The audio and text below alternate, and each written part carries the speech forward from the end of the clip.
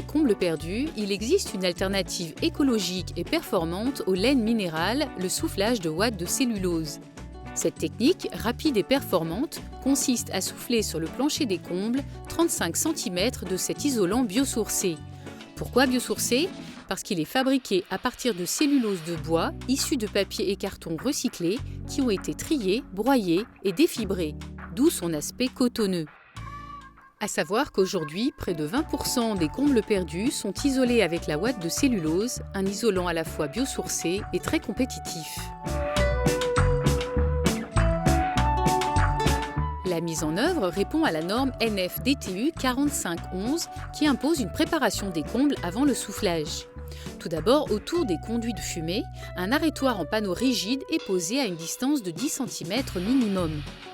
Ensuite, le groupe de ventilation est surélevé pour ne pas se trouver dans la zone de soufflage. Les boîtiers de dérivation électrique sont placés au-dessus de l'épaisseur d'isolant ou repérés avec une signalétique adaptée. Quant aux spots encastrés, ils sont protégés par la pose de capots conformes à la norme.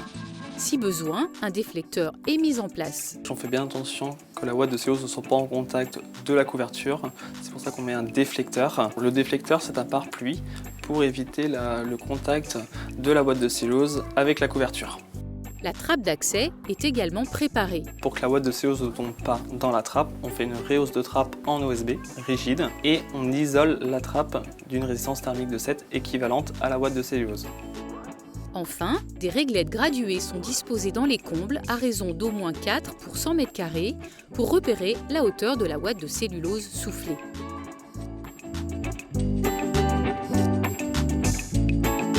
La souffleuse cardeuse se trouve dans un camion à l'extérieur du chantier. Grâce à des réglages précis, elle décompacte les sacs de ouate de cellulose en flocons qui sont ensuite soufflés par un tuyau jusqu'au comble. Dans les combles, un opérateur déplace le tuyau de soufflage pour répartir uniformément la ouate de cellulose sur toute la surface à isoler. L'épaisseur d'isolant est contrôlée par les piges de hauteur posées au préalable. Elle doit atteindre environ 35 cm pour obtenir une résistance thermique de 7. Le chantier est rapide puisque l'isolation de 100 m² demande environ 2 heures. Un des principaux avantages du soufflage de ouate de cellulose est le déphasage apporté. C'est-à-dire qu'en fait la chaleur va mettre 2,5 fois plus de temps à traverser la couche de ouate de cellulose par rapport à une couche équivalente de laine minérale. La ouate de cellulose a une capacité de régulation de la vapeur d'eau, c'est-à-dire qu'elle est capable d'absorber et de restituer la vapeur d'eau dégagée par les habitants du logement. Cette technique d'isolation présente aussi une très faible empreinte carbone puisque ce matériau est fabriqué localement dans des usines réparties sur le territoire français. De plus, la ouate de cellulose est un puits de carbone car elle est fabriquée à partir de papier, lui-même issu de bois, qui capte le CO2 et le fixe dans la matière.